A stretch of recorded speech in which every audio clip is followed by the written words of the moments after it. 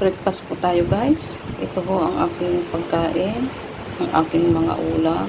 Ayan guys, 3 sausage, 2 longganisa, 1 itlog, at may kanin po tayo, at coffee.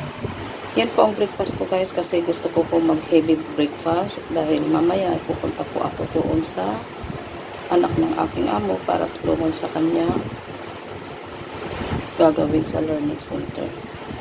Bago tayo kumain guys, magpasalamat muna tayo sa ating Panginoon. Lord, pagpalain maraming salamat Panginoon sa pagkain ito, sa biyayang ito. Pagpalain mo ang pagkain ito, O God, na maging kalakasan sa aking katawan at maging kagalingan sa lahat ng aking nararamdaman. Amen. Thank you Lord. Thank you Jesus. Thank you Holy Spirit. Amen. Amen. And guys, kain na po tayo. Sarap ng ulam ko. Shout out kay Sister Marian, siya nagbigay ng aking ulam.